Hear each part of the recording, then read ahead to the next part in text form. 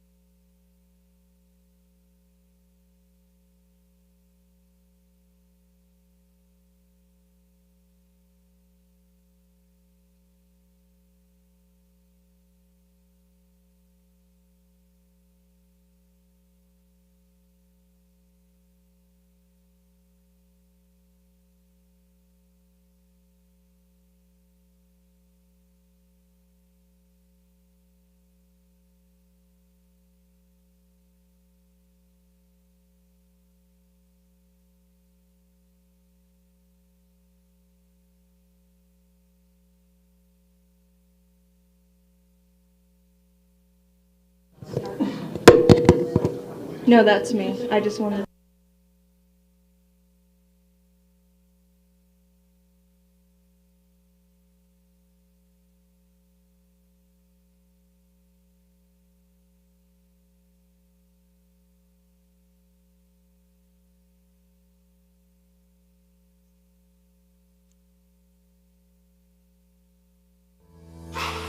Welcome to the City of Pinellas Parks City Council meeting. Our city offers superior parks, premium recreational services, exceptional public safety resources, optimal investment opportunities, and more.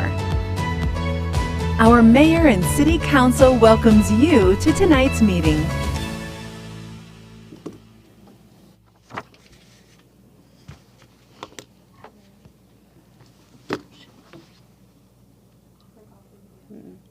There we go. Good evening. It is Thursday, May 11th, 2023. Calling to order our city council meeting. We will have an invocation and a pledge of allegiance. This evening, our invocation is being delivered to us by one of our firefighters, Mr. Dean.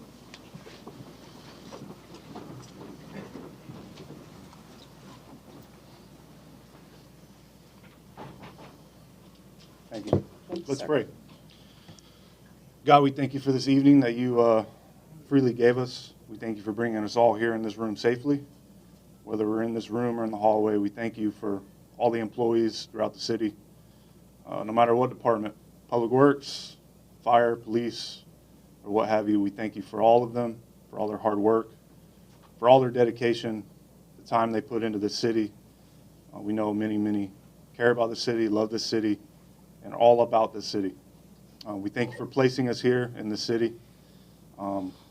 We pray that you guide us throughout this evening with discussion and decisions that need to be made. Use us to make you more known. And we pray all this in Jesus' name. Amen. Thank you, James. I pledge allegiance to the flag of the United States of America and to the republic for which it stands, one nation, under God, indivisible, with liberty and justice for all.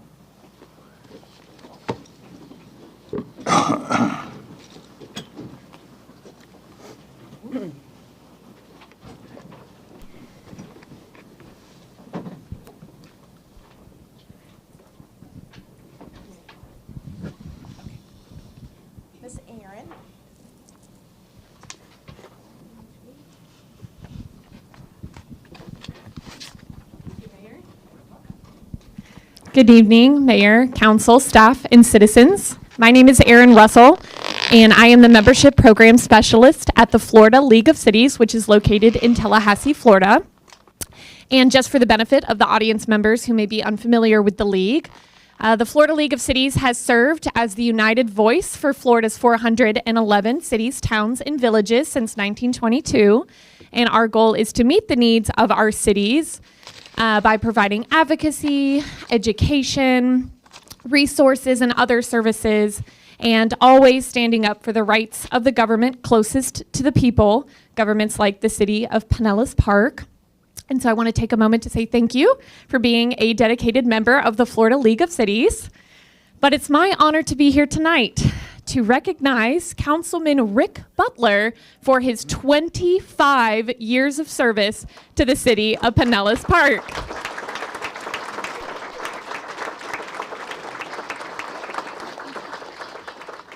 And that's a big number, so I'm going to say it again. Councilman Butler has served the city of Pinellas Park for 25 years. And so tonight I'm here to recognize him with the John Land Years of Service Award, which was named in honor of Apopka Mayor John Land, who served his city for 60 years. And so this award recognizes elected municipal officials like Councilman Butler for their dedicated public service. And the reason why this is such a big deal is because I mentioned earlier, local government's the government closest to the people. As citizens, you interact with your local government every day, which means that after 25 years, you have touched countless lives in this city through your work as a public service. And that is what we're here to recognize and celebrate this evening. And so if I may just read a few highlights from the resolution I'm here to present you with this evening. It says, whereas America's municipal governments have long relied upon the unselfish leadership of their citizens for local self-government, and Florida's municipal governments share the time-honored role as the level of government closest to the people, and whereas this reliance places extraordinary responsibilities upon citizen legislators, our municipal elected officials, who make significant sacrifices of their time and energies on behalf of their citizenry, making this commitment a true labor of love. And whereas several terms in office are a high compliment that voters give to an elected official, and with these years of experience comes a strengthening of wisdom, discernment, and strong leadership skills that bring tremendous values to the municipal government of Florida. And whereas Rick Butler has held office in the city of Pinellas Park for 25 years and is recognized for this achievement. So on behalf of the Florida League of Cities, I want to say congratulations on 25 years and thank you for your municipal service.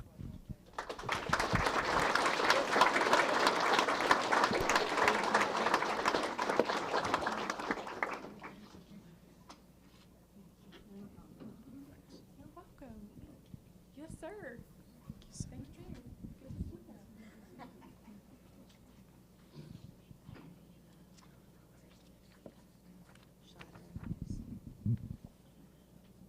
Chief Hughes.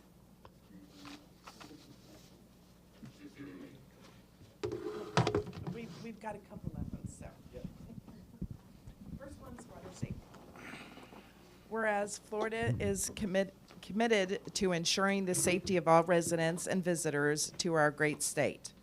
Swimming and aquatic-related activities play a vital role in the good physical and mental health and enhance the quality of life for all Floridians and visitors.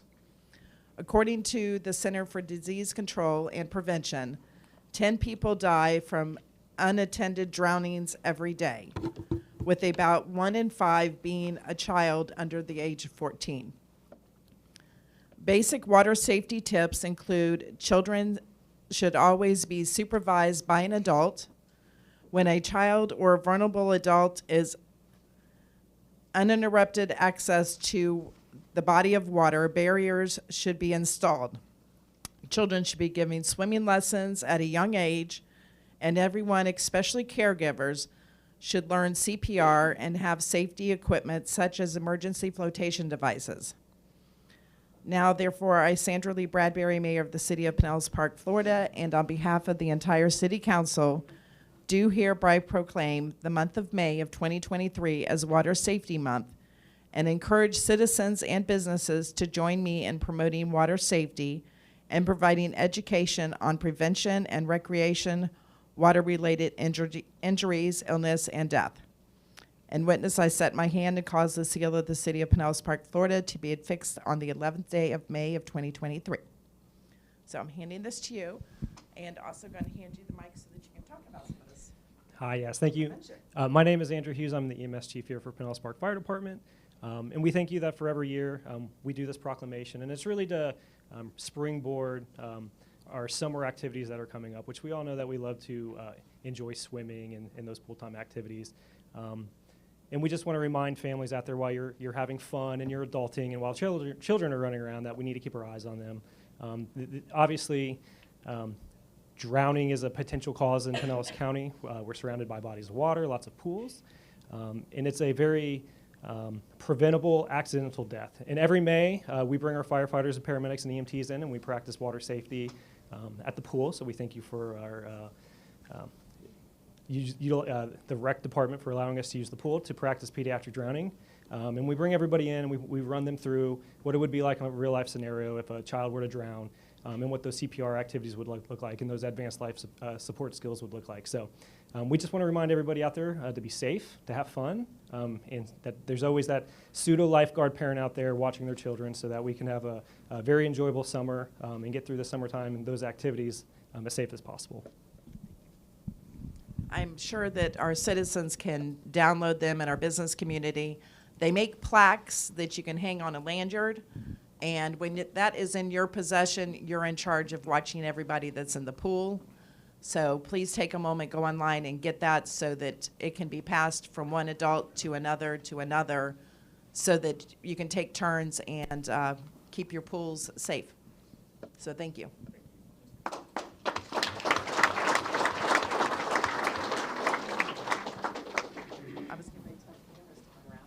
Come on, guys.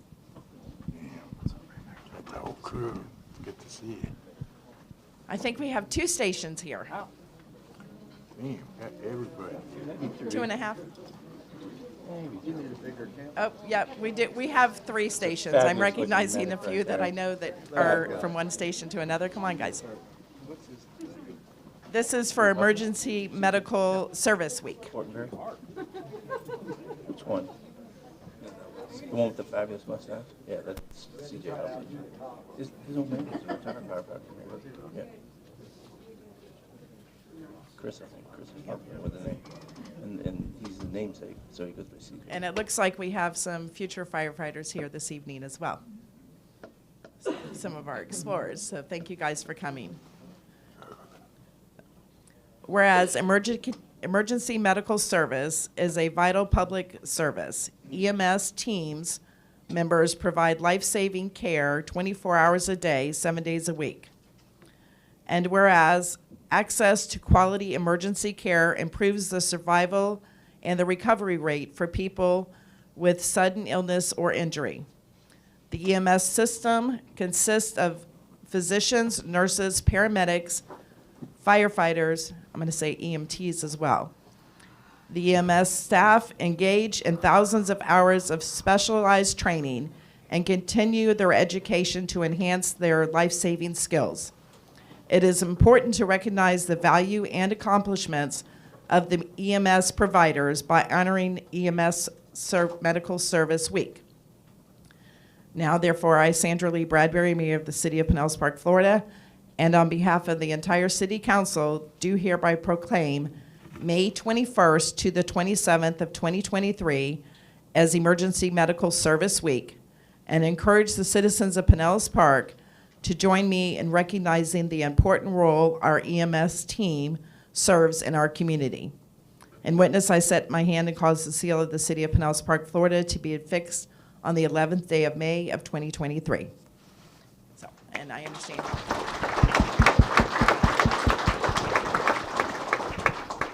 No, and thank you guys again. This is another really important week for us. We really appreciate the council, the city, for just always the love and support that you show our firefighters. You know that we're all dual certified as EMTs and paramedics. And it is such a great honor for me to serve those who serve others. I really mean it when I say we have probably the best EMS professionals out there in the nation, definitely in the county. And these people are sacrificing themselves each and every day to provide the highest level of service that you could ever see out in the field. They're truly dedicated, they're well equipped, they're well prepared, and they genuinely care. And we really, really appreciate just the love and support you guys show. And I just ask that as this week approaches us in 2 weeks, that when you see one of them, just say thanks. There's a lot of sacrifice that many of the public will never know that we go through. Things we take home, the dedication to the service, the deep level of training that we go through, and they're the best of the best, and we truly appreciate it, so thank you.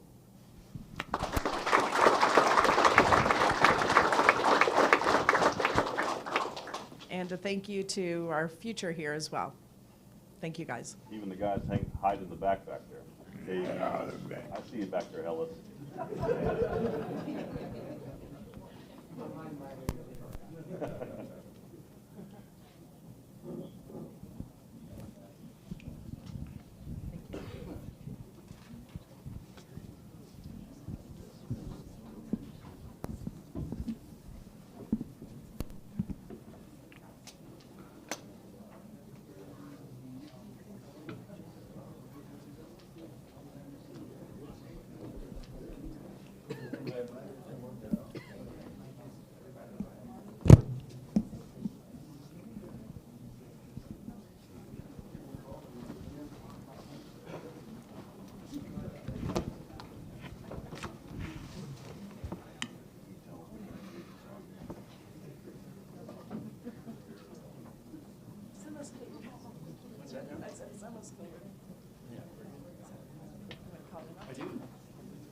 team.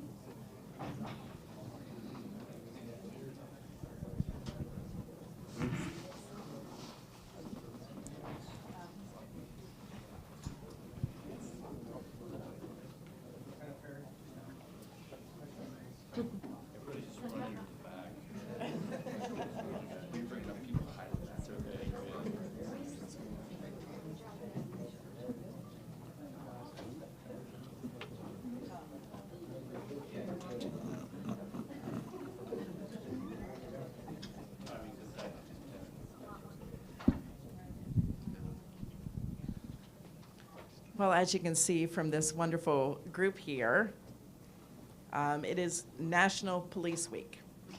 And I just showed the chief, I have on I support the blue, I got your 6. So this was given to me 3 years ago, and I wear it proudly periodically during the year just to show my support. Whereas there are more than 800,000 law enforcement officers serving in communities across the United States, including the dedicated members of the Pinellas Park Police Department. And whereas since the first recorded death in 1786, there are currently 23,785 law enforcement officers in the United States that have made the ultimate sacrifice and been killed in the line of duty. And whereas the names of these dedicated public servants are engraved on the walls of the National Law Enforcement Officers Memorial in Washington, D.C. And whereas 556 new names of fallen heroes are being added to the National Law Enforcement Memorial this spring, including 224 officers killed in 2022 and 332 officers who have been killed in this previous year. The service and sacrifice of all officers killed in the line of duty will be honored during the National Law Enforcement Officers Memorial Fund 35th Candlelight Vigil on the evening of May 13th. And whereas on May 15th, it is designated as Peace Officers Memorial Day in honor of all the fallen officers and their families, and the U.S. flags should be flown at half-staff. Now, therefore, I, Sandra Lee Bradbury, Mayor of the City of Pinellas Park, Florida, and on behalf of the entire City Council, especially Vice Mayor Reed, who's a former police officer herself, do hereby proclaim May 9th to the 20th of 2023 as National Police Week, and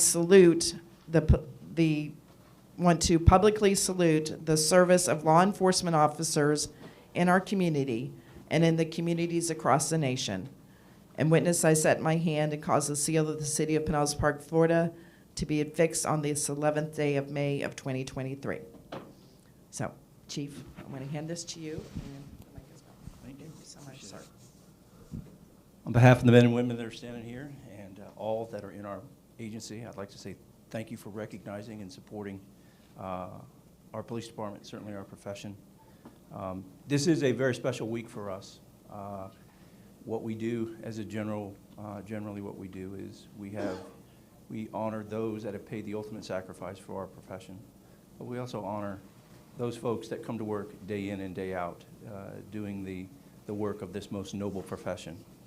So on behalf of all the men and women of the Pinellas Park Police Department, Madam Mayor and City Council, thank you so much for thinking of us and honoring us with this proclamation.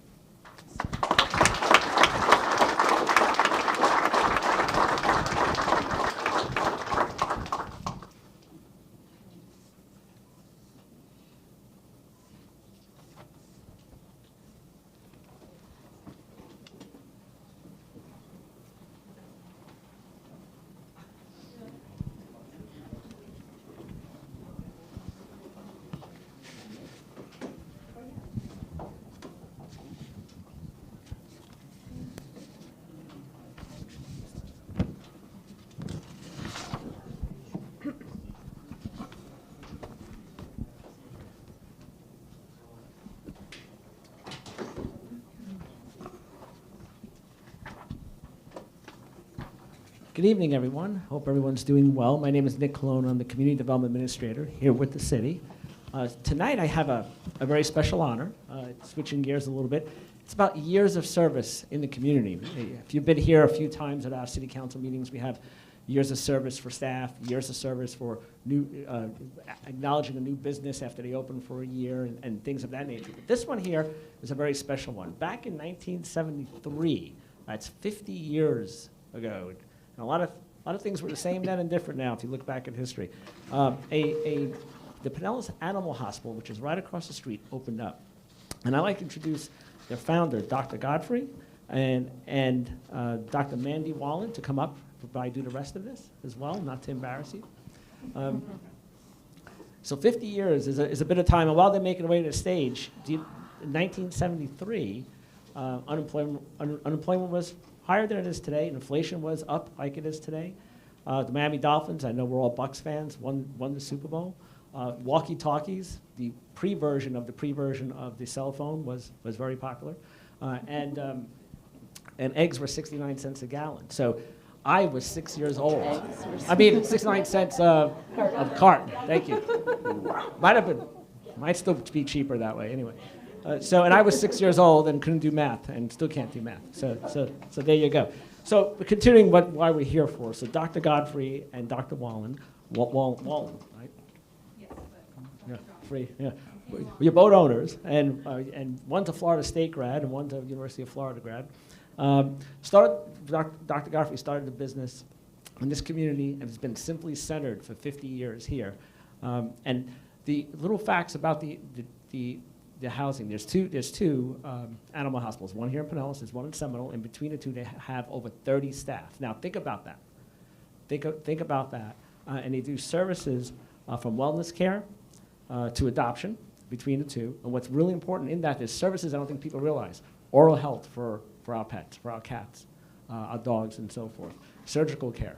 The MRI was invented in 1973. Guess what these guys do 50 years later as part of their services? Really, really important as a community-based business and an investment, and as a community, I keep using that word, community-based partner in our city. We all, most of us have had animals at some point. Probably have seen Dr. Godfrey and Dr. Wallen at some point. So it's a true example of that. So they're close-knit team of veterinarians. I'll give you one little fact about their business as well. They have a veterinarian that's been there since 1985. And when I mean close-knit, that's 40 years almost of being there. And they have a real sense of community and knowledge of pride with very important core values: passion, excellence, teamwork, supporting environment. Does that sound familiar? It sounds like Pinellas Park.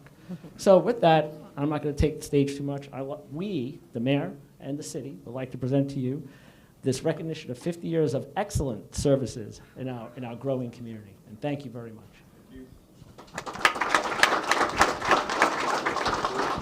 So we very much appreciate the support we've gotten from the people in Pinellas Park for 50 years. We appreciate the support we got from the city when we built our new building 18 years ago across the street. But we very much appreciate what we've been able to do here and all the support we've had from clients for 50 years. Thank you.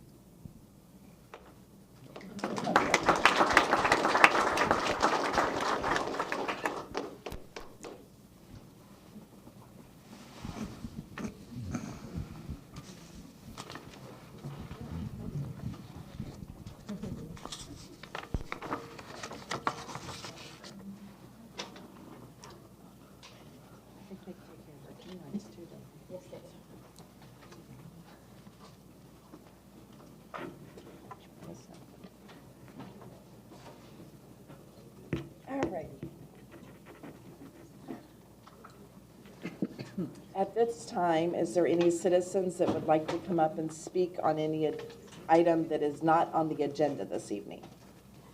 If it's on the agenda, you have to wait until that item is called. Anybody else? No? Okay. We do have some quasi-judicial items, so if you're going to speak on a quasi-judicial item, would you please rise to be sworn in?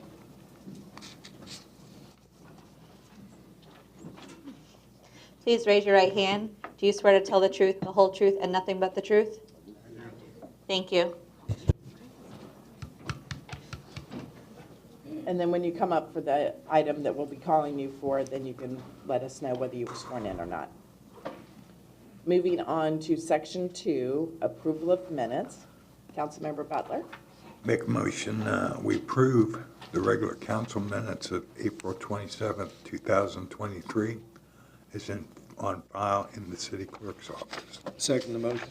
We have a motion and a second. All those in favor? Aye. Aye. Motion carries unanimously. Moving on to section 3, our public hearings, item P1.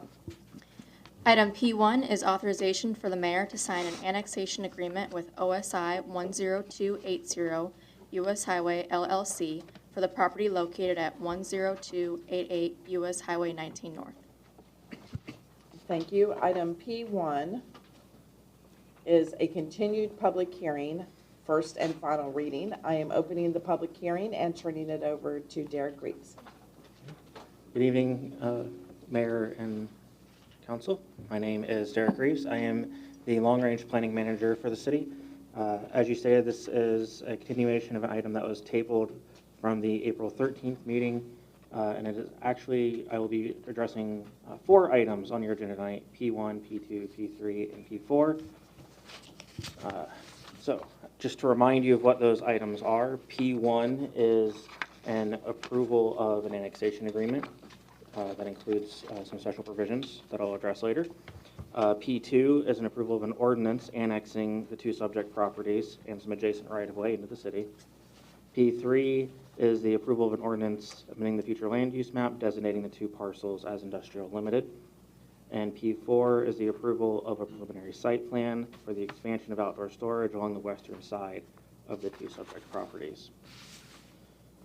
So since your last meeting, well, just to remind you again, the aerial here, it's approximately 23.5 acres at 102nd and US 19. One of the requests from the council was that the applicant meet with some residents in the surrounding area, specifically the Springwood 2 community that immediately abuts these properties, and try to work out some of the concerns that the residents had presented at that meeting. So staff was present at that meeting to observe and kind of took away these topics of discussion from the residents there, that community. So there's concerns over a rear gate that had fallen, the existing mobile home storage on the site, some trespassing, specifically some like dirt bike riders or things that ride on the vacant portions of the property. Possible increase in traffic is related to the new storage areas. Lighting that could be directed towards the residential properties. The loss of the existing trees on site, and height restriction for outdoor storage. So some items have been amended on the proposed plan by the applicant as a result of that meeting and the concerns expressed at the last meeting on April 13th. One of those relates to the annexation agreement. So the first 6 provisions are the same as they were last time. These are special provisions granting different approvals within the annexation agreement, but there is a new number 7 proposed. And number 7 has to do with the existing stormwater conditions on the site. So there are some noted infrastructure maintenance and repairs that the city would like to see happen related to the stormwater infrastructure. So the new number 7 specifically requests a video inspection of the stormwater pipes, inspection, clearing, and regrading of inlets as necessary. Some of them have had washout around the where the water goes into the inlet, or there's overgrown vegetation over the inlet that would obstruct flow. So just kind of some general maintenance in those areas. And then if there's any significant damage that requires things to be repaired or replaced, that take place as well. And the last one there would be the removal of overgrown and invasive plant life from the pond on the property, on the south side of the property. This provision did not make this change. We've been going back and forth on some dates. Was required maintenance to be completed within 60 days. That is actually 120 days is what we have agreed to with the applicant. The draft version you have in front of you does reflect that full new provision as well as the 120 days. And city staff is okay with that 120 days as well. So that'd be for the maintenance provisions. And then anything that requires a permitted repair, whether through the city or through the Southwest Florida Water Management District or any other permitting authority, they would have a year to make those repairs and pull the necessary permits. At the conclusion of their maintenance and repair work, we asked that an engineer sign a letter confirming all work is completed and complies with the Southwest Florida Water Management District requirements.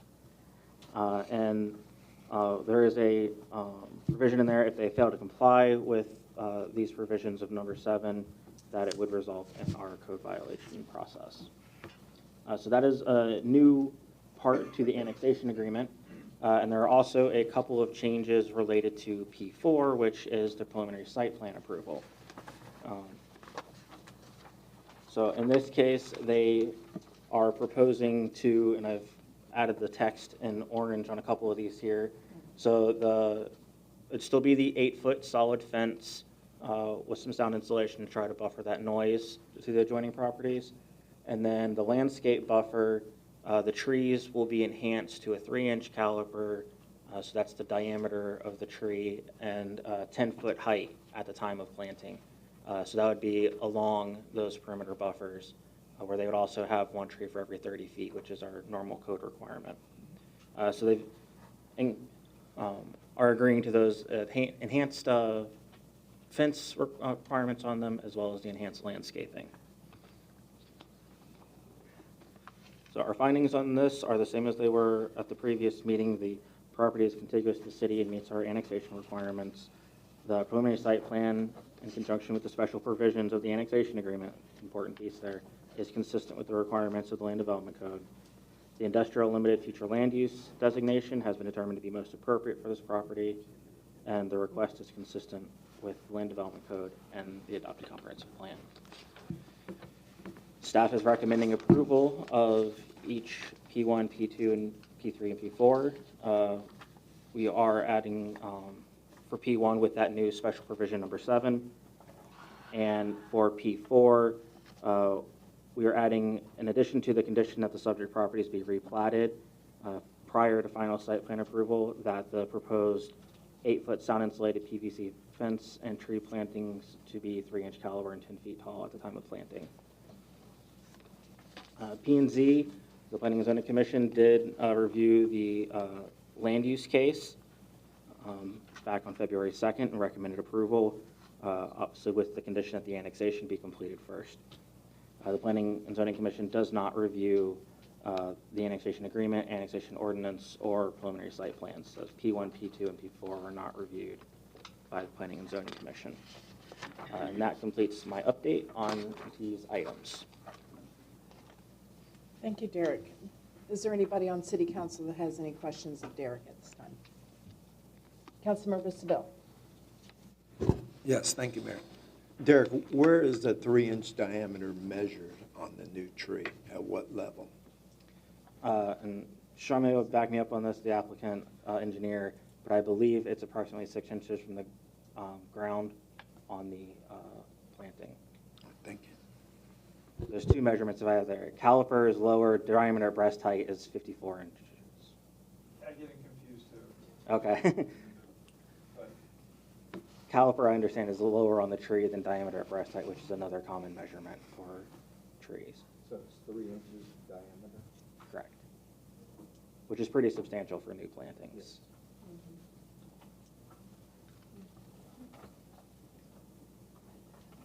Any other questions of staff? Would the applicant like to come up and speak? Name and address for the record and whether you were sworn in or not. Good evening, Jamie Mayer, representing the applicant from the law firm Hillward Henderson. My address is 600 Cleveland Street, Suite 800, and I have been sworn. Since procedurally this is a continuation of the prior hearing, we've already presented our case in chief, so I'm going to keep it brief and try to reiterate Derek as little as possible. But we took City Council's direction and held a meeting, as you heard, with the Springwood neighborhood. And I believe some of them are here, so I won't put words in their mouth, but our takeaway was that it was a positive and productive meeting. The feedback we heard was that a lot of points of confusion were cleared up, and there was a lot more information that the applicant himself, he came in from California, and he provided a lot more information than they'd had before and answered questions, all kinds of questions, and we hope that that was helpful. And as Derek explained, we came away with from that with providing the insulation to the PVC to dampen noise, the PVC fence, and then the 10-foot trees will be visible 2 feet above the fence from the get-go. Because we understand that the loss of the trees behind the fence currently, has to be done because of the development, but at least to somewhat mitigate that loss, those trees will be visible at the time of planting.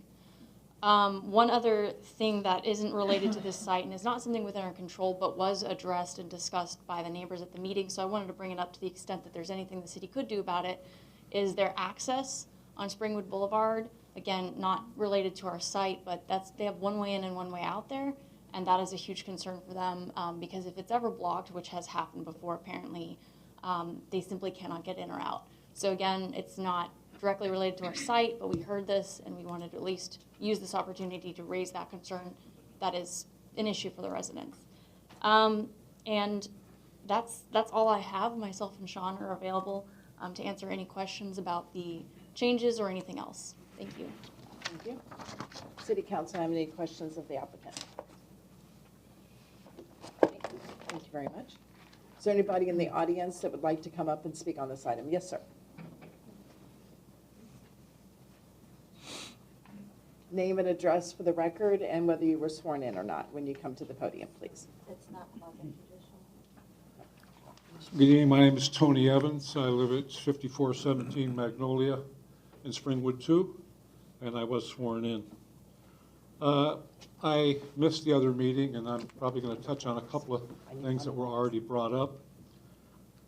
This was an expensive piece of property that was purchased. The stamp for the county, the document stamp, was $126,700. That means the property was $18 million. So that's not a small amount of money. It's a great big investment. Those kind of things are important to the community. And I bring that up because everything was waived for the expenses. And when it comes to the fence, I mean, there was 7 different items that were waived, or 8 different items that were waived that they didn't have to get to, and it's not like they're poor. The fence that was a normal requirement for annexation next to an R5 community like us is block. I checked the length on the west and their north side, and it's about $300,000, about 2% of the money that it would require to put what you say in the rules for being annexed to the city is a requirement. But that was waived, and PVC is nice, but it's not like a block fence, and it certainly won't have the durability or life of it. The second thing that was really big for us was the trees. The trees that are there are very close to becoming what we call in the South a grand oak. In the lifetime of myself, you, your children, and your grandchildren, that 3-inch tree, this big around, is never going to get as big as the trees that are there now. So we asked them to consider leaving 3 trees. There are a bunch of trees there, maybe 20. One at the north, one at the south, and one in the middle. And I don't think it's too much. And they did make a good presentation. They were very good. The fellow that came from California was remarked by one of the residents in our group that he could sell ice to Eskimos. This guy was very, very smooth. He answered the questions. And we did appreciate the fact if he didn't know, he said, I didn't know. And he was honest about what they were going to do and how they were going to do things, and we felt that was good. But as far as making changes or agreeing to do some of the things that we felt might be needed, we don't know that that was there. We also don't think we have very much to stand on. It looks from the letter from the city attorney and from the planners, hey, it's coming in. But at the point that they start, I mean, if I'm looking through and I'm a developer, I've had quite a few jobs. I did tentative maps and quite a few things. I'm 72. I've had a lot of experience. I have looked at other annexations before I looked to make a presentation. And when I look to see what happened here, the first thing I'm going to do is when I'm asking the city of Pinellas, because it looked like you guys were easy, hey, waive all this, waive all that, waive all that. No site fees. Am I finished?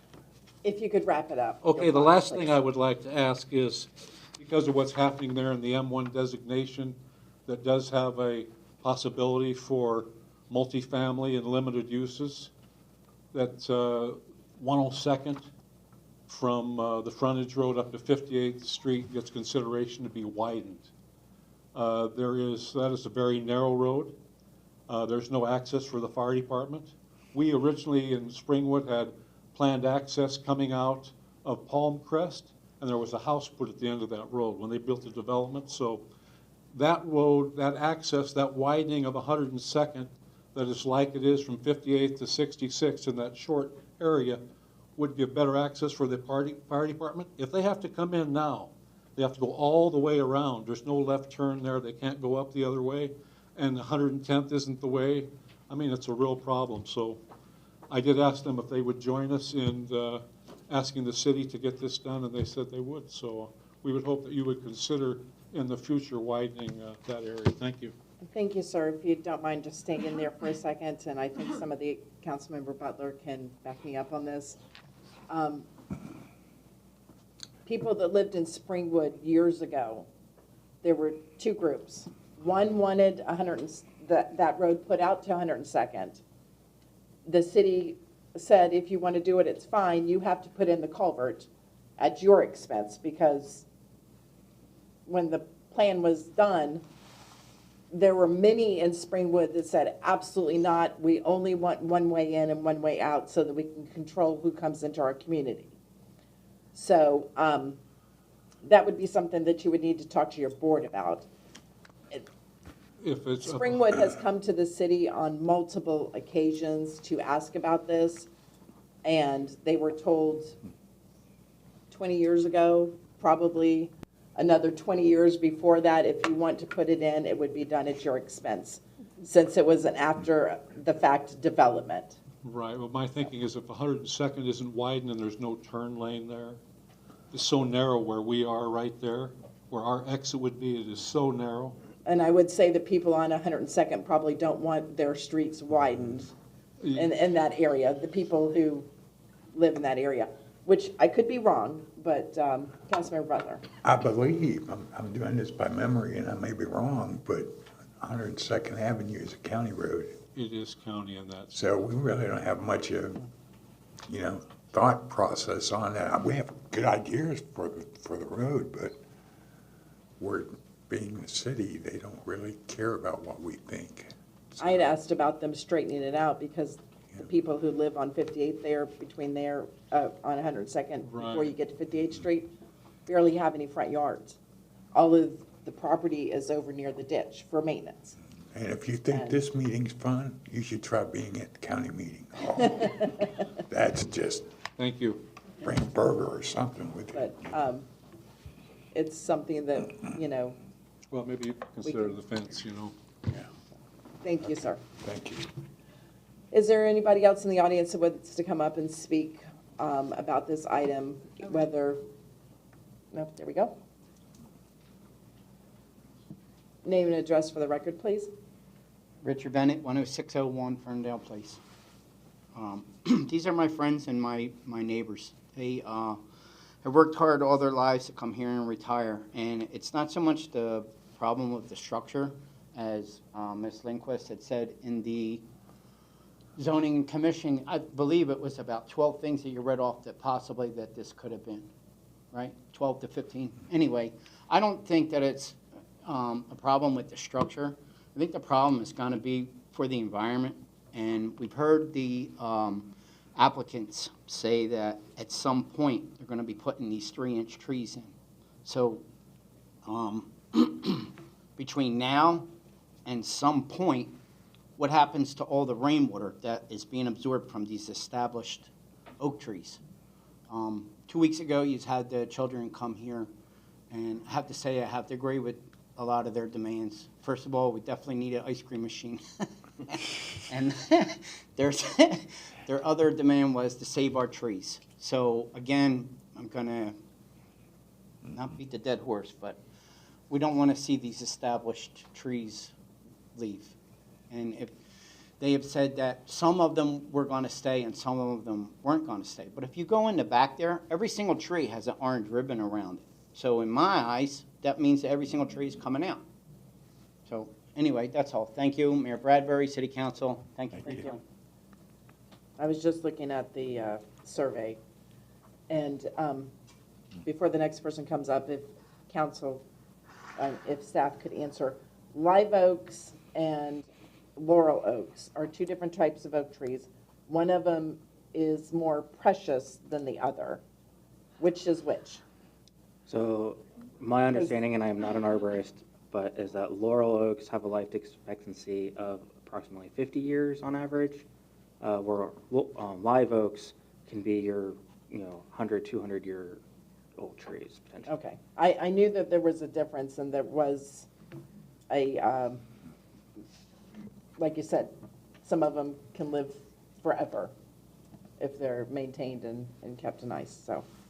So the laurel oaks are the ones that they have a life expectancy, where the live oaks life expectancy is significant. Correct. Okay. Thank you very much for that clarification.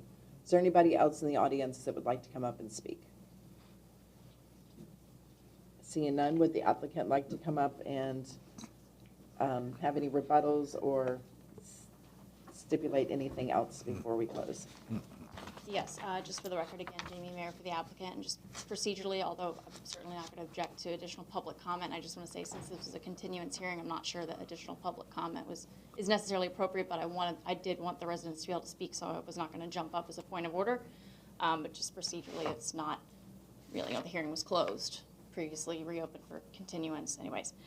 The trees, we do understand the trees are a loss. They can be removed, though. They're not protected under the code in this case. And that's part of the reason why the taller trees are being, offered to try and, again, they're not going to be mature, but they're to mitigate as much of that loss as possible, because you can't replace trees that tall overnight. Certainly not even close.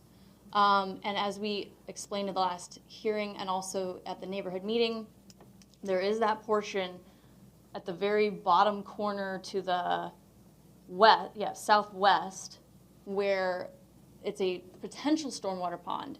But the engineer, and he can speak to this as well, he's 95% sure that the stormwater pond will not have to be increased. They haven't run all the calculations yet because that's, the construction plan review part, but they're 95% sure.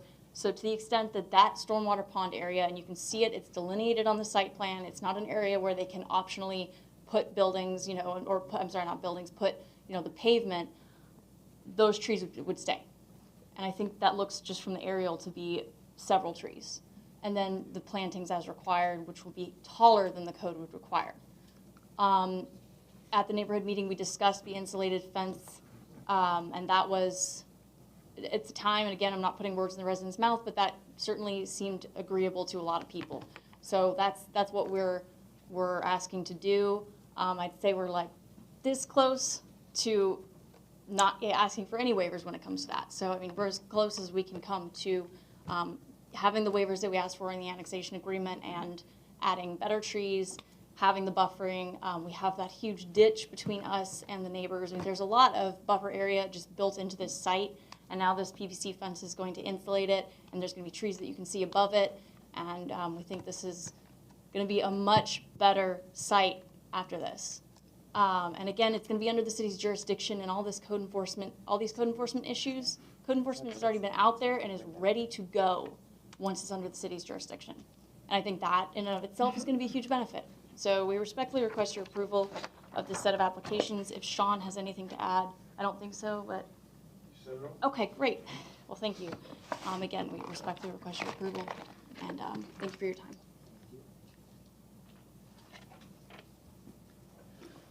Alrighty, thank you.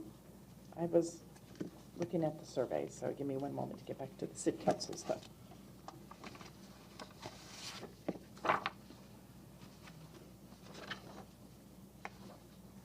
Alrighty, I'm going to close the public hearing at its first and final reading and entertain a motion by city council. Vice Mayor Reed? Just item P1 for annexation, yes ma'am. Make a motion that we approve the voluntary annexation of 22.5 acres MOL of contingent light industrial property owned by OSI 10280 US HW LLC located at 10288 US Highway 19 North and the adjacent right-of-way. Continued public hearing, first and final reading. Second the motion. Motion has been made and second. Any further discussion by city council? All those in favor? Aye. Motion carries unanimously. Thank you. Moving on to item P2, ordinance number 4188. Item P2, ordinance number 4188, an ordinance of the City Council of the City of Pinellas Park, Pinellas County, Florida, annexing into the city a certain parcel of land generally located at 10288 US Highway 19 North, together with the adjacent right-of-way of US Highway 19 North and that portion of 102nd Avenue North, and legally described and depicted in Exhibit A, which is attached hereto and made a part hereof, providing for amendment of the legal description of the corporate boundaries of the city, providing for the assignment of city zoning classification, providing for repeal of ordinances or parts of ordinances conflicting herewith, to the extent of such conflict, providing for an effective date. Thank you.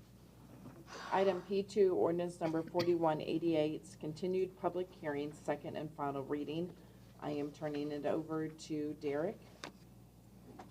Thank you, Mayor. Derek Reeves, long-range planning manager for the city. I'd like to incorporate my presentation from item P1 into the record for item P2. Thank you. Would the applicant like to come up and speak? I'll do the same thing as Derek. I don't have any further comment on any of the other items because I think our presentation applies across the board. Thank you. Thank you. Is there anybody else in the audience that would like to come up and speak on this item?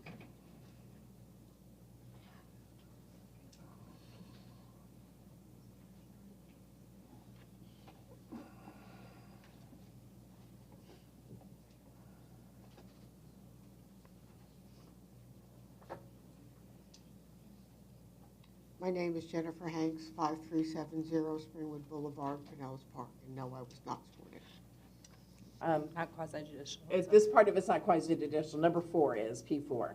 Okay. So, My only question is, we've gone through all of this, and if I'm walking in my neighborhood, and I understand you can't put in big trees, but if I look at the roof line, that tree is 20 feet above the roof line. The trees you're putting in won't even hit the roof line. So in our neighborhood, it's going to be all wide open space. We're going to see the lights from 19, all of that stuff. My question on that, though, because that's a done deal, and I couldn't get this answered when we had the meeting. What is the height allowance that they're going to be allowed to store on this property? It's going to be open storage. It's light industrial. Can they put cranes like they have in the front by the frontage road? Or is there a height limit for the storage that they're putting in there? And I think that should be a big consideration. thank you. Derek? So, okay. Erica's going to answer that question for us. Hi. I know they were looking and Erica Lindquist, Planning and Development Services Director. The height limit for outdoor storage, according to the code, would be that you would not be able to see it over the fence. So nothing is going to be above 8 feet? Wow, okay. Thank you.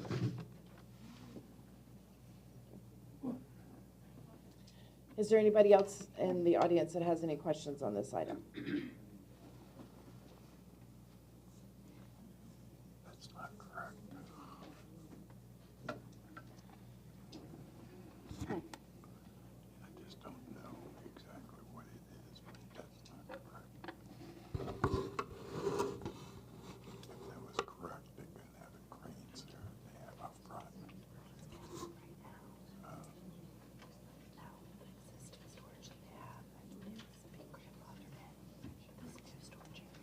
Councilmember Seville.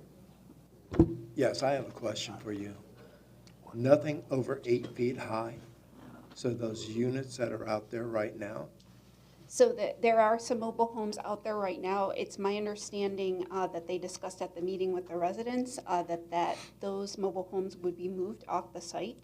And I can read you from our code, items stored within authorized outdoor storage areas shall not exceed the height of the fence or wall and shall not be visible from abutting public rights of way.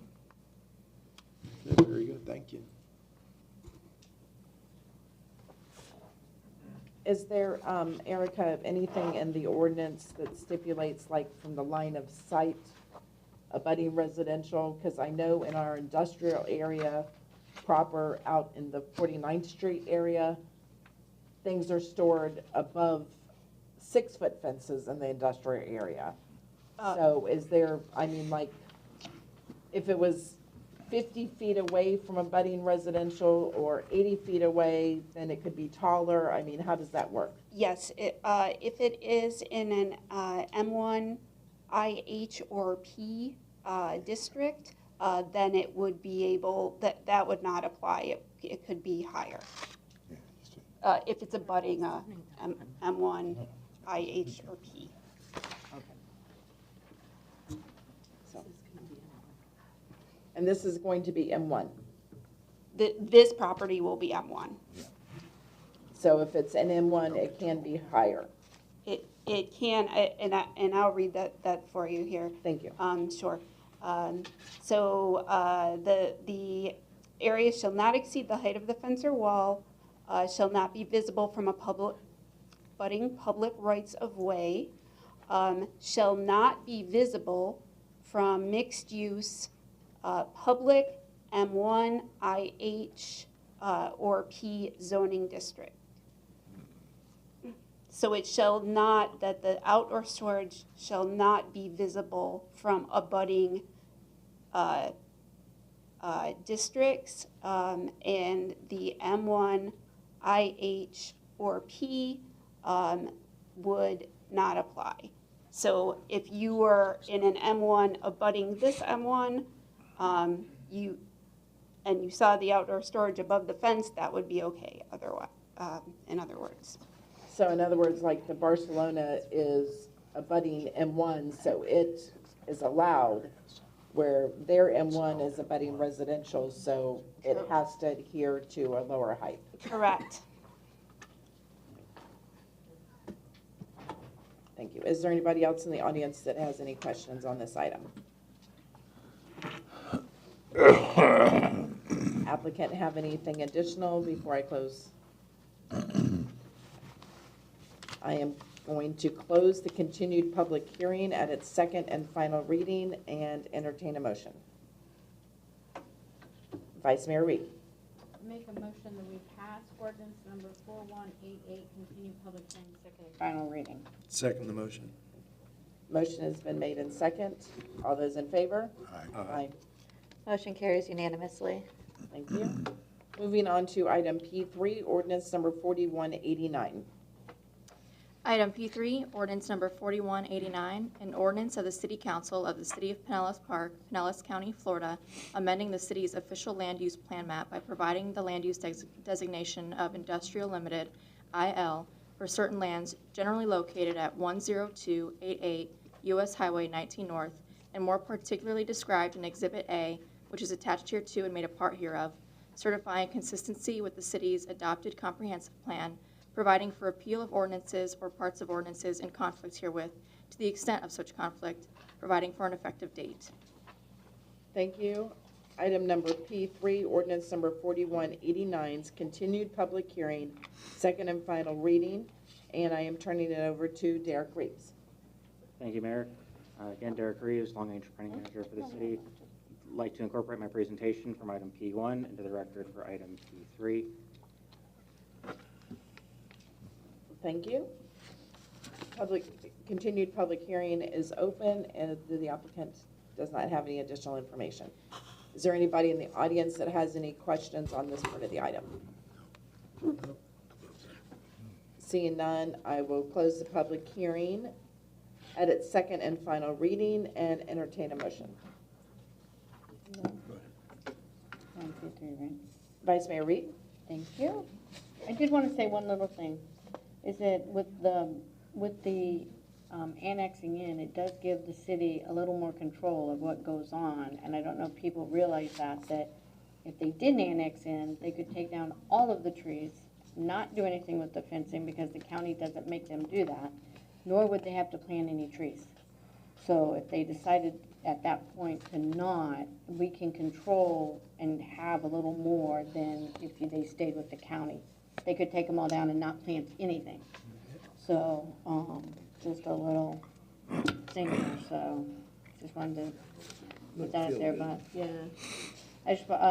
I make a motion that we pass ordinance number 4189, continue public hearing, second and final reading. Second the motion. Motion has been made and seconded. Any further discussion by City Council?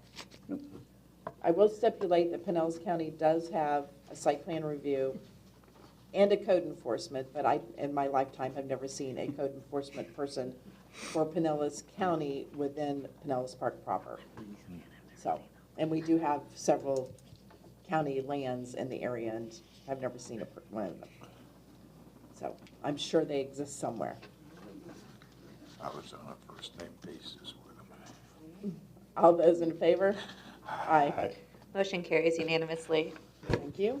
The neat guy. Moving on to item P4, the consideration of request of a preliminary site plan.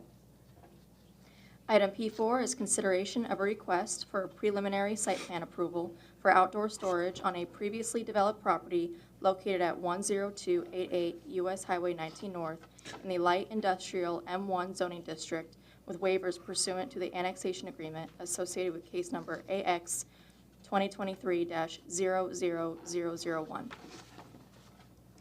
Thank you.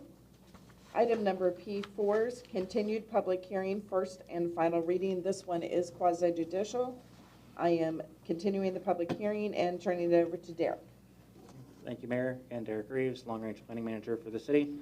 I'd like to enter my presentation from item P1 into the record for item P4.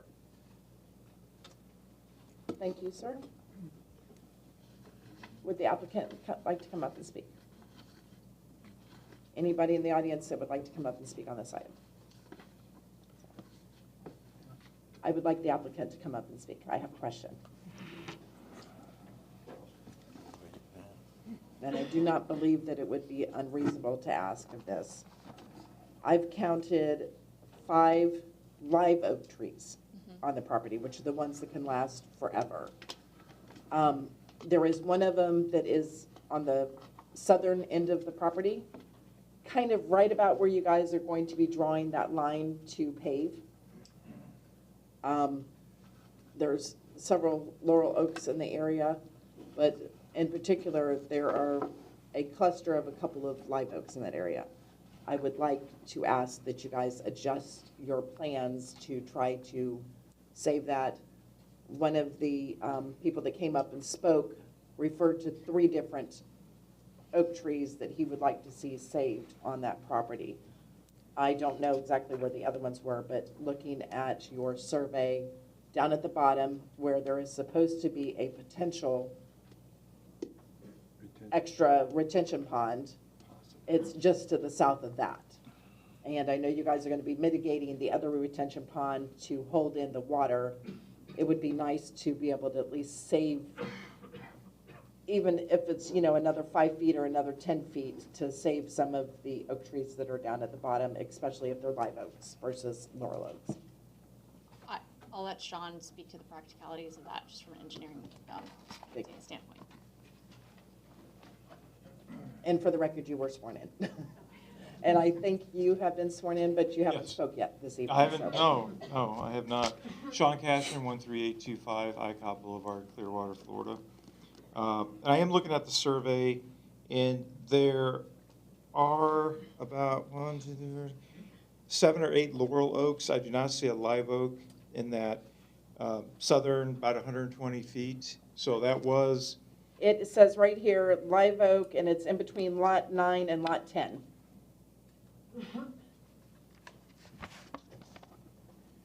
Okay. There's a live oak that says that it's 15 feet in diameter. And there's another one next to it that says the word oak. It doesn't specify which one, which type of oak it is. Do you want me to show you on mine? Yeah, could you? Yep.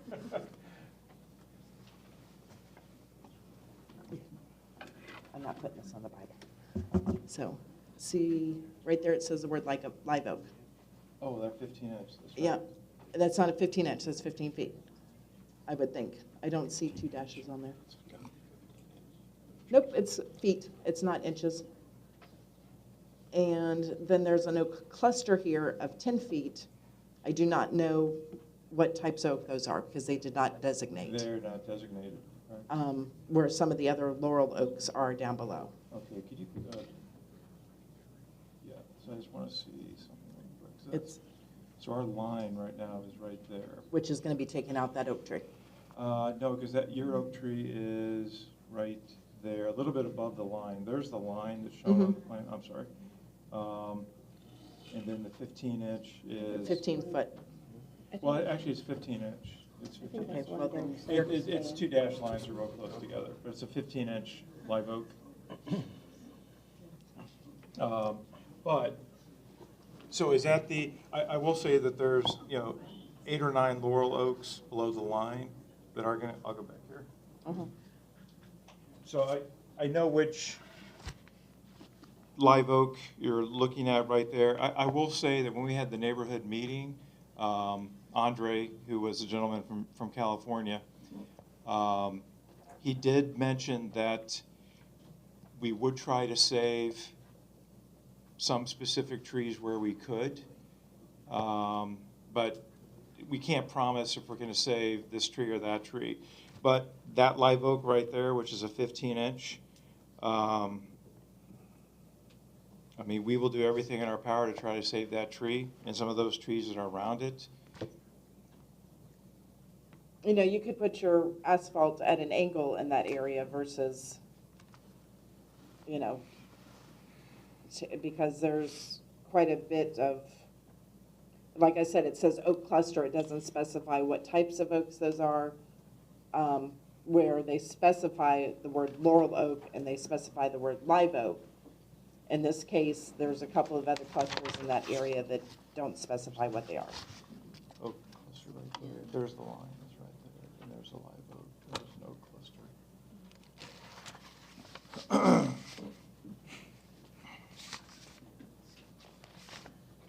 Well, it might benefit you to do that kind of a Right. drawing at an angle anyhow to help transfer the water from that over to the existing pond, since you're going to be mitigating the pond that says the word potential pond for the future. Okay. So. Well, as Derek had mentioned, the live oaks they're much more desirable, have a longer Correct. lifespan. They, hardier trees, and you know what? If you want to make that a condition that 115-inch live oak, that be saved. I mean, we are going to try to save as many trees as possible. Even on an industrial site, having some trees, it is an amenity. It does, instead of having just a paved over piece of land, it's not a bad idea to have some trees along that western. So we'll save that 15-inch live oak. And I will say we will try to meander the pavement. And actually it's going to be gravel, so it's a semi-porous type of material. It'll be millings and gravel, which is good for the trees because when the rainwater The people comes down. that are going to be storing things there will be happy too to have a little shade on whatever they're storing as well. So. That's true, instead of baking out in the hot sun all day. So so the 15-inch we will save that tree. So whether that requires some selective pruning and maybe a little bit of a buffer with the gravel around the tree, the critical root zone, we'll have to consult our arborist, but we will save that tree. And we will do everything we can to try to save as many trees more going in the cluster. And I don't know why they weren't identified, and we will identify what type of tree, and we'll do our best to try to save those trees. And when we submit for a final site plan, we will have a designation for those trees, whether they're live oak, laurel oak, and there's another, it's a sand oak or something like that. Maybe that's what that is. But we'll make sure the city is aware of what kind of tree that is. Great. Thank you. All right. Okay, you're welcome. Thank you.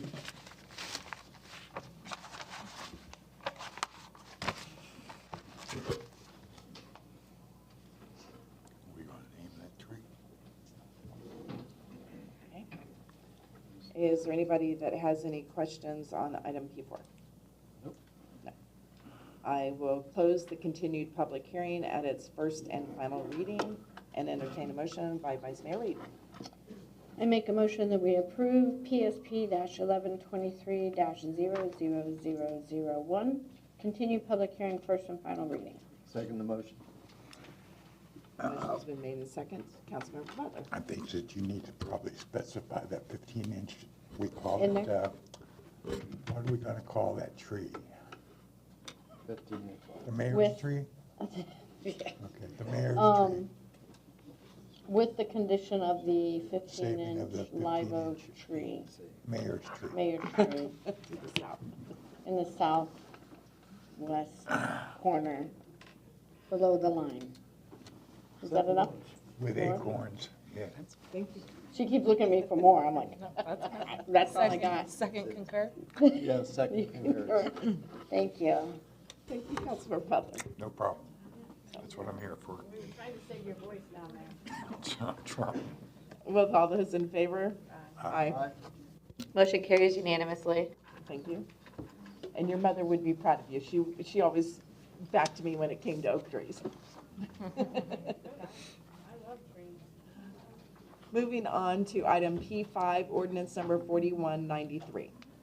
Item P5, ordinance number 4193, an ordinance of the City Council of the City of Pinellas Park, Pinellas County, Florida, amending the city's official zoning map by providing for a change in the zoning district for a certain parcel of land generally located at parcel number 17-30-69750-100-310-2, and more particularly described in Exhibit A, which is attached here to and made a part hereof, changing the zoning district from rural residential, RR, to single-family residential, R3, and adopting a master plan and supporting documentation for a residential planned unit development, RPUD, overlay with underlying single-family residential, R3 zoning for a 5-lot single-family subdivision, certifying consistency with the city's adopted comprehensive plan, providing for appeal of ordinances or parts of ordinances in conflict herewith to the extent of such conflict, providing for an effective date.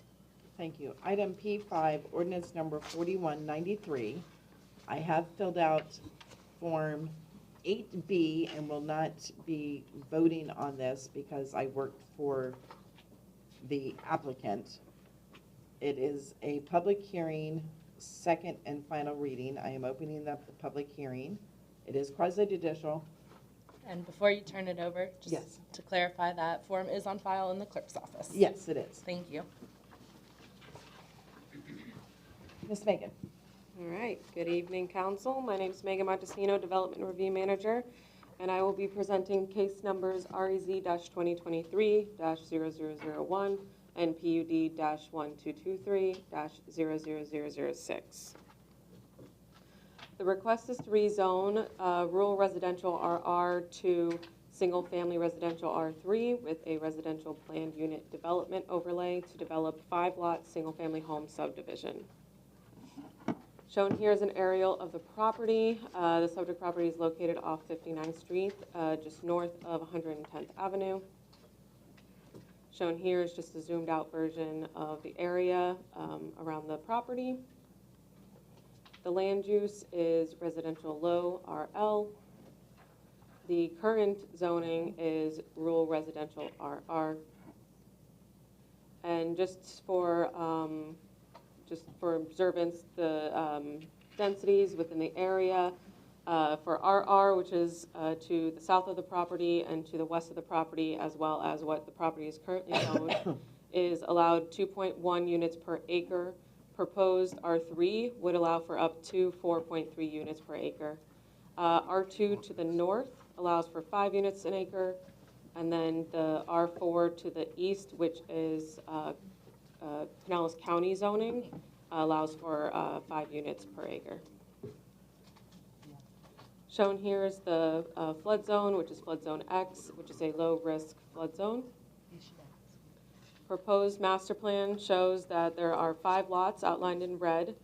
There will be a private road and a proposed retention pond, which is highlighted in blue. The yellow is the proposed 20-foot right-of-way dedication for 59th Street. In purple is the portion of 59th Street to be improved by the developer, as well as highlighted in green is the proposed sidewalk in front of the subject property. For a summary, the request is to rezone 1.779 acres from RR to R3 with a residential PUD overlay for a 5-lot single-family subdivision. The existing RL land use is compatible with the proposed R3 zoning. To clarify the density again, the current RR zoning is 2.1 units per acre, which allows for a maximum of 3 units. And the proposed R3 zoning allows for 4.3 units per acre, which allows for a maximum of 7 units, and the applicant is proposing 5 units. The road and stormwater pond on site will be private and maintained by the HOA. And R3 zoning requires a secondary front setback of 25 feet. The applicant is proposing the secondary front yard on lot 1 to be 15 feet due to the required 20-foot right-of-way dedication proposed. Just as a summary, R3 zoning requires a minimum lot area of 10,000 square feet and minimum lot width of 80 feet or 95 feet for corner lots. The applicant is proposing that each for the following lots, and I'll just go over what's been reduced based off of what's required by code. So lot 1 will have a width of 85 feet instead of 95 feet, since that will be a corner. Lot 2 will have an area of just shy of 9,000 square feet. Lot 3 will have a little over 8,000 square foot in area. and Lot 4 will have a width of 68.8 feet, and that is because it's one of the lots along the cul-de-sac, so the frontage is a little narrower compared to the other lots. The findings are that the rezoning from RR to R3 with a residential PUD overlay is appropriate based on surrounding zoning. The proposal meets the intent of the proposed R3 zoning per code, and the requested map amendment is consistent with the goals, objectives, and policies of the comprehensive plan as well as the regulations of the code. Staff recommends approval of case number REZ-2023-0001 and PUD-1223-00006. And P&Z on May 4th recommended approval of these cases with the following conditions: that the developer provides necessary drainage on 59th Street North, pave the street and the cul-de-sac, and install sanitary sewer adequate for the proposed development. Staff is here as well as the applicant if you have any questions. Thank you. Item P5, ordinance number 4193 is public hearing, second and final reading, which is quasi-judicial, has been opened. Would the applicant like to come up and speak?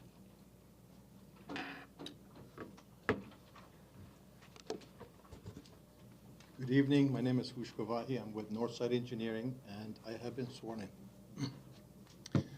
So there are only 4 council members available tonight, right? 4 council members. And Ms. Bradbury has to recuse herself. And Keith, the answer is going to be no. You got my answer. I already know your answer. Yes. So no matter what sort of a presentation I make, the vote at best will be 2 for 2, which would mean it would fail. So what I would like to do is request a continuance to the time when you have 4 board members.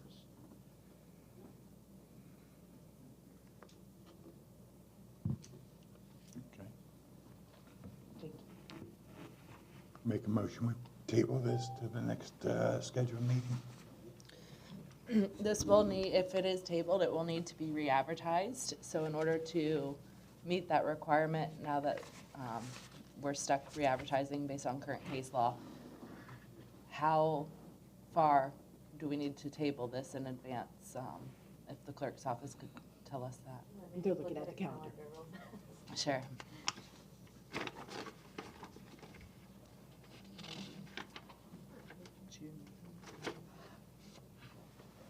I texted, no. Sorry, I was thinking I could do this Sunday, but today at 10 a.m. was the deadline, so it would actually have to be June 8th.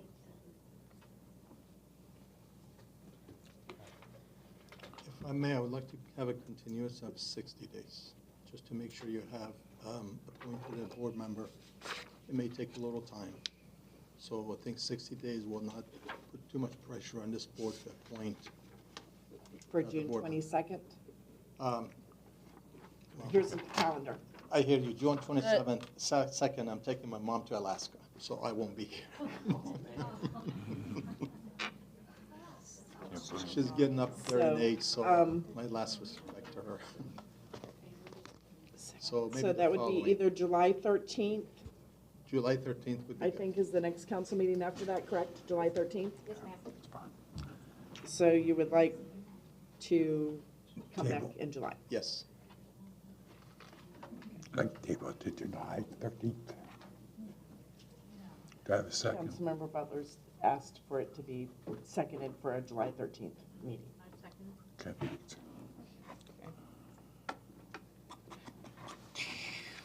Okay.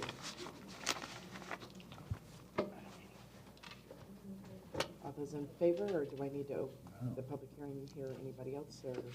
No. Okay. Should push table. Okay, it has Override, so it just needs a vote. been tabled till, You do need a vote on it, though. yes, July 13th. We have a motion and a second. All those in favor? Aye. Opposed? Motion carries 2-1 with Councilman Sabile voting no and Mayor Sandra Bradbury abstaining. Make sure my man. All right. Thank you. Thank you, sir. Moving on to the consent agenda, which is section 4. Item C1 is authorization for the City of Pinellas Park to accept an assignment of utility easement from Pinellas County. Item C2 is authorization for the mayor to sign a standard grant agreement between the Florida Department of Environmental Protection and the City of Pinellas Park for the Tingler Park Boardwalk and Trailhead Project. Item C3 is ordinance number 4195, an ordinance of the City Council of the City of Pinellas Park, Florida, amending the city's official land use plan map by providing for a change in the land use from commercial general CG to industrial limited IL for certain lands generally located at 10601 US Highway 19 North, and more particularly described in Exhibit A, which is attached hereto and made a part hereof, certifying consistency with the city's adopted comprehensive plan, providing for repeal of ordinances or parts of ordinances in conflict herewith to the extent of such conflict, providing for an effective date. Item C4 is ordinance number 4196, an ordinance of the City Council of the City of Pinellas Park, Pinellas County, Florida, amending the city's official zoning map by providing for a change in the zoning district from heavy commercial CH to light industrial M1 for a certain parcel of land located at 10601 US Highway 19 North, and more particularly described in Exhibit A, which is attached hereto and made a part hereof, certifying consistency with the city's adopted comprehensive plan, providing for repeal of ordinances or parts of ordinances in conflict herewith to the extent of such conflict, providing for an effective date. Item C5 is authorization for the mayor to sign an annexation agreement with Charles Spangler for property located at 5967 106 Terrace North. Item C6 is ordinance number 4194, an ordinance of the City Council of the City of Pinellas Park, Pinellas County, Florida, annexing into the city a certain parcel of land generally located at 5967 106 Terrace North and legally described and depicted in Exhibit A, which is attached hereto and made a part hereof, providing for amendment of the legal description of the corporate boundaries of the city, providing for the assignment of city zoning classification, providing for repeal of ordinances or parts of ordinances conflicting herewith to the extent of such conflict, providing for an effective date. Item C7 is ordinance number 4197, an ordinance of the City Council of the City of Pinellas Park, Pinellas County, Florida, amending the city's official land use plan map by providing the land use designation of residential low RL for certain lands generally located at 5967 106 Terrace North, and more particularly described in Exhibit A, which is attached hereto and made a part hereof, certifying consistency with the city's adopted comprehensive plan, providing for repeal of ordinances or parts of ordinances in conflict herewith to the extent of such conflict, providing for an effective date. Item C8 is authorization for the mayor to sign change order number 1 for task order 12/2022 under the City of Pinellas Park contract number 20/002 for grant management services provided by Roston Solutions LLC in the amount not to exceed $40,000. Item C9 is authorization to purchase Microsoft Azure Active Directory licensing from CDWG at a total cost of $37,746.50. Item C10 is authorization to approve change order number 1 with an increase in the contract of $126,141.71 for task order 04/2022 under the City of Pinellas Park contract 18-012. Engineering services provided by Kissinger, Campo and Associates Corporation for a total contract amount of $214,071.71. Item C11 is authorization to make payment to Pinellas County for ambient water quality monitoring services in the amount of $47,455.61. Item C12 is authorization to award bid 23/002 Design Build Harmony Heights Sidewalks to Keystone Excavators in an amount not to exceed $1,478,213. That concludes tonight's consent agenda. Thank you. Vice Mayor Reed. Thank you, Mayor Bradbury. Regarding the consent agenda, I would like to make a motion to pass, approve, or adopt whichever action is appropriate, items C1 through C12, inclusive with items C3, C4, C6, and C7, being first reading prior to public hearing. The next public hearing will be held in council chambers on Thursday, May 25th, 2023 at 6 p.m. Mayor, prior to approving her motion, do we have a picture of C2 we can put up on the board?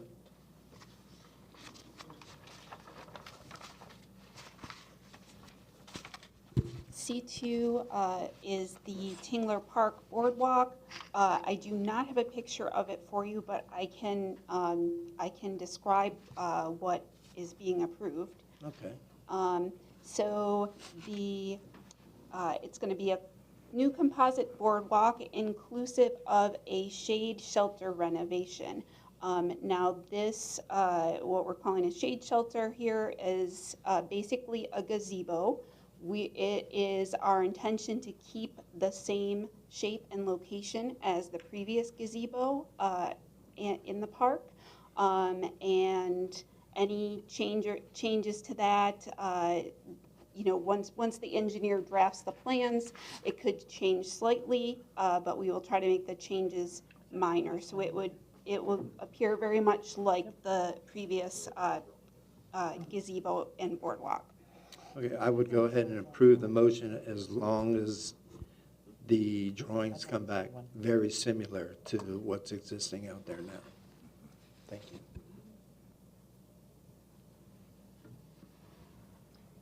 Thank you. Does the maker of the motion concur?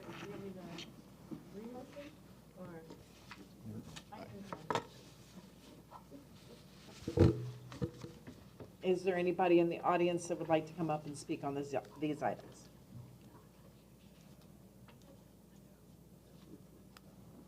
Seeing none, all those in favor? Aye. Aye.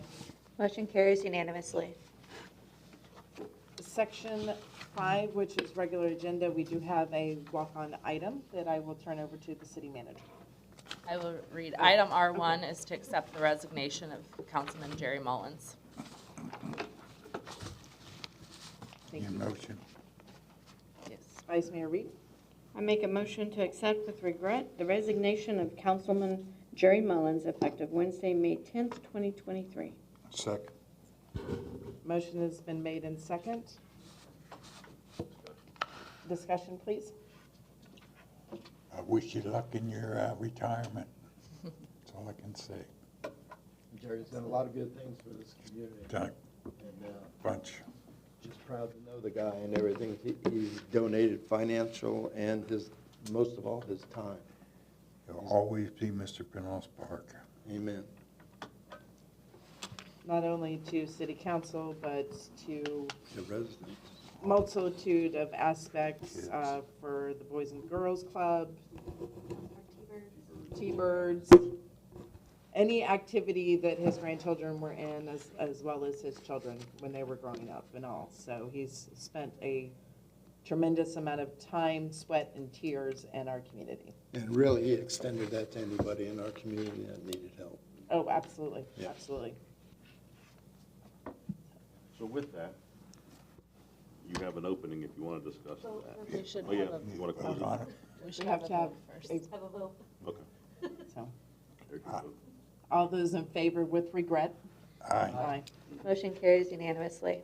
Now you may want to discuss possibly filling that seat temporarily, obviously, because it's within 1 year of next year's election, so you're able to do that without having to do a special election. A couple of names have come up, and I think that personally I would recommend Tim Cadell for that position. I'd like to ask him a couple of questions. Sure.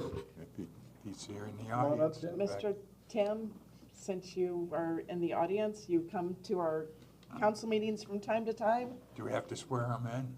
Well, I think get we all should kinds swear of him in answers. to answer the questions. All kinds of answers in, yeah. Is it true?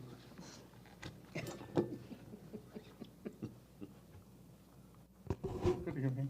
Good evening. Name and address for the record.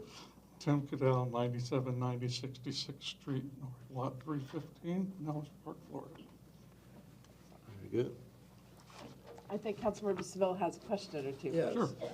Tim, first of all, thank you very much for your service for the city when you worked here and since you've been gone, and thank you for volunteering to do this. We are not going to build a campground. Is that okay? You okay with that? And I'd like to ask you a question. How do you feel about overbuilding of lots? I don't think that's appropriate to ask, and I will turn that over to the attorney.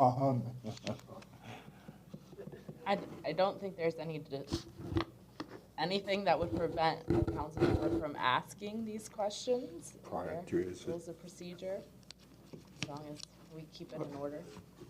Because he will be possibly voting on items Well, as long that would as, have to do with lots. I would just say that as any other item that's going to come up, I would have to study it and know exactly what I'm voting on before I would make that kind of a decision. And you're going to do what's best for our community, right? Correct. Yeah. In everything that you do. Yeah. Yeah, I appreciate your honesty. Thank you, Tim. Congratulations. Thank you. Okay, by the way, while you're here, do you want to just go ahead and get sworn in? well, you would have to have a motion to actually appoint him to the position and vote on that before we swear anyone in. I make a motion, we appoint Mr. Tim Cadell as the Second. motion. Also. There you go. You better make Vice sure Mayor he's Reed? okay with it. That's what we were motioning and seconding. Okay, thank you, sorry about that. Nope, you're good. Tracy, are you okay with it? Okay. I think she wants you out of her hair for a little while. Couple hours a week. So, Okay. are you good with it, sir? I'm honored. Yes, I would have. Raise your left hand. All those in favor? Aye. Motion carries unanimously. All righty. Can I get it sworn City in? Clerk? Would you like this? Ms. Tracy, would you like to come up and help him? I didn't prepare him for all this. And stand in front of the flag. I know, I'm sorry. The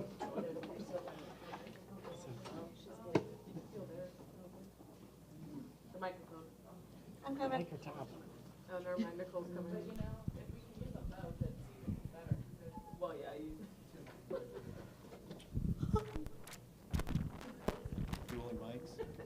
Well, if we both have one, then we can hear Mr. Cadell take the oath.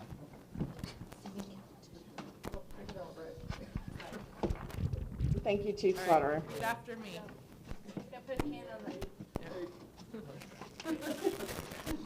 Brett, go behind him. Put your other hand on the Bible. There you go. I, Timothy Cadell, a citizen of the state of Florida A citizen of the state of Florida and of the United States of America, and of the United States of America, and being employed by and being employed by or an officer of an officer of the city of Pinellas Park, the city of Pinellas Park, and a recipient of public funds, and a recipient of public funds, as such employee or officer, as such employee or officer, do hereby solemnly swear do hereby solemnly swear or affirm or affirm that I will support the Constitution of the United States that I will support the Constitution of the United States and of the state of Florida, and of the state of Florida, and the charter and ordinances and the charter and ordinances of the city of Pinellas Park. of the city of Pinellas Park. Congratulations.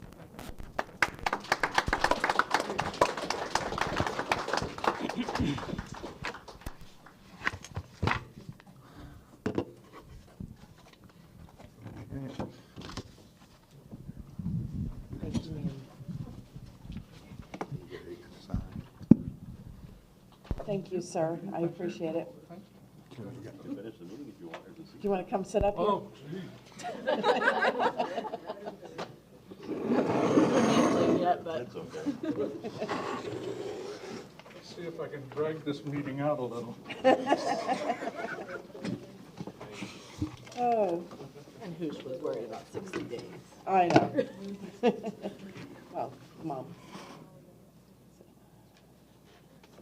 Okay. I normally turn it over to Councilmember Seville. I guess he had an appointment or a date tonight, so he's gone.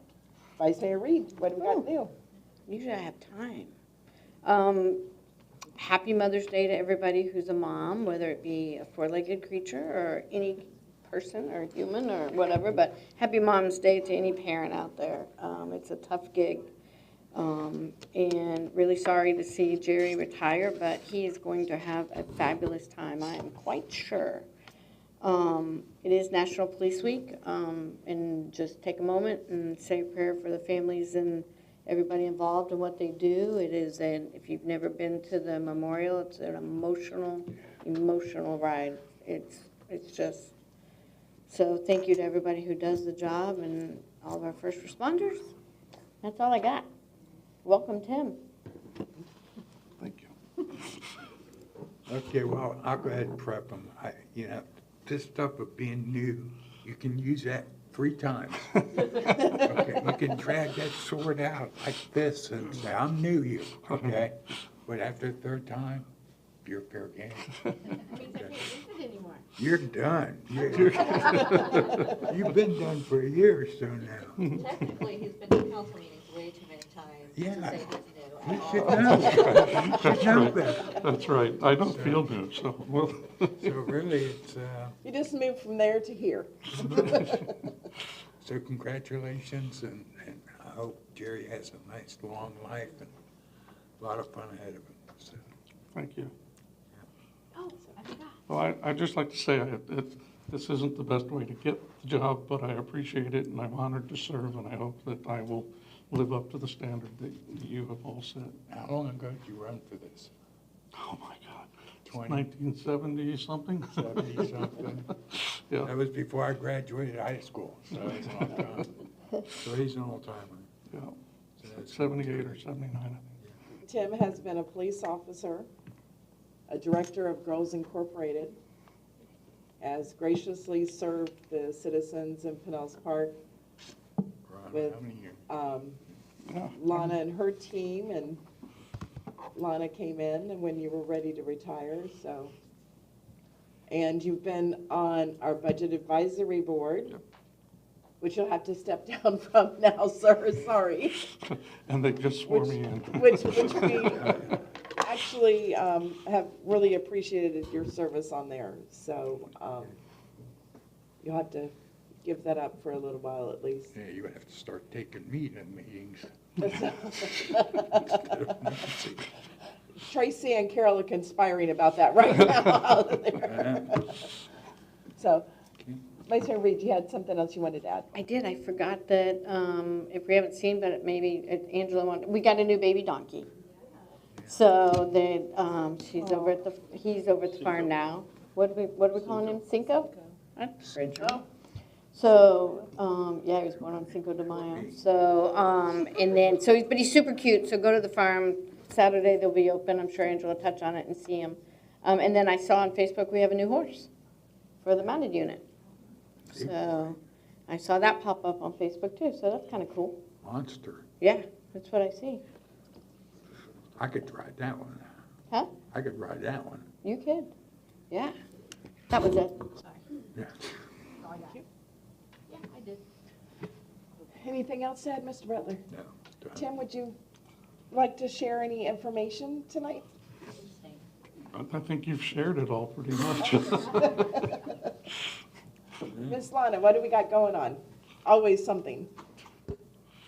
Oh, yes. Thank you, Mayor, City Council.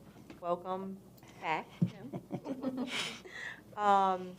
Obviously, for a full list of all of our events and calendar items, you can always go to our website at pinellas-park.com. But just to highlight a few coming up in the very near future, this Saturday, we have just a few tickets left to our Gloria Estefan tribute at the Performing Arts Center. So if you're interested in that, get them while it's hot. There is not many left. That show starts at 8 o'clock this Saturday. Then we have at the German American Society, the Mayfest. So that is May 20th, 12 to 7. So definitely come in and check that out.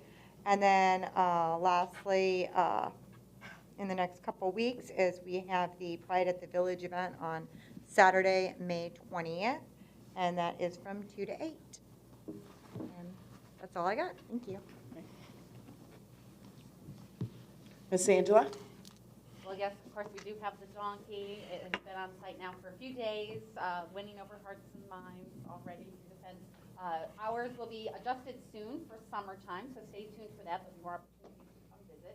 But also tying in with our first proclamation about water safety and drowning. Of course, swim lessons at our pool are open for registration, so please get signed up for that, and we can hopefully keep the kids swimming and above water. Keith.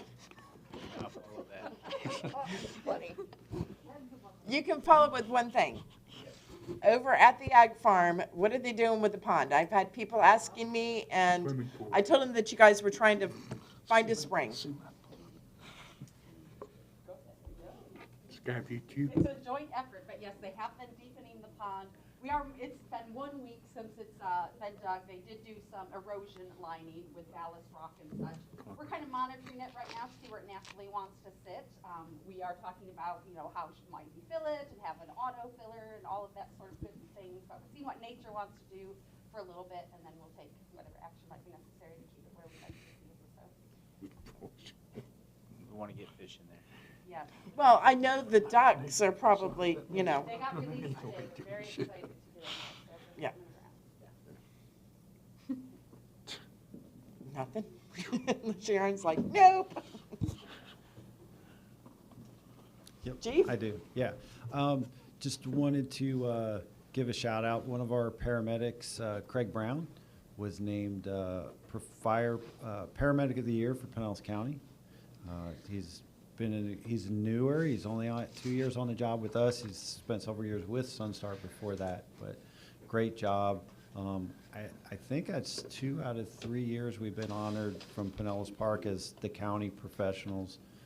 3 years ago, we were the team for the technical rescue team, so it was really wonderful. I want to congratulate Mr. Butler.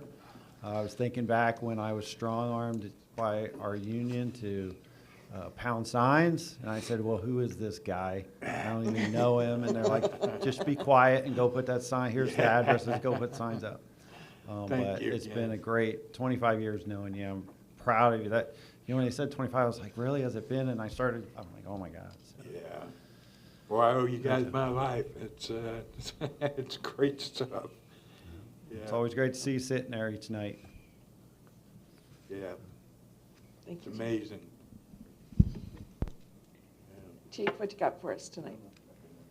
Back the blue. Appreciate them. I watched a little news this morning and saw a group of senators and congressmen that went, and women, that went on a memorial ride from the Capitol to the memorial, and they talked about the 500 unfortunate 556, 57 people that they're having to add to the list this year. Yeah, if you've never had the opportunity to be in DC during Police Week, it is really very moving with all the vigils, all the events that they do, just to celebrate the lives that were taken much too soon for our profession. So thank you, appreciate it. Thank you. Okay. Thank you. Not only to our first responders, our public works, our city employees, Mr. George, to our veterans. You have an activity coming up on Saturday. Do you not? We have the Mayfest coming up on the 20th. On the 20th, okay. Over at the German American Club, it's a traditional Mayfest Outdoors. on the 20th, outdoors, starts at noon, correct? Correct. Very good. Until 6 o'clock. Yes, yes. Anything else for the good of the order? No. Welcome aboard, Tim. Thank you. He also went to Tallahassee with us too when he needed to, to talk to people. So with that, we will say that everybody has a blessed couple of weeks till we see you again. The meeting is adjourned.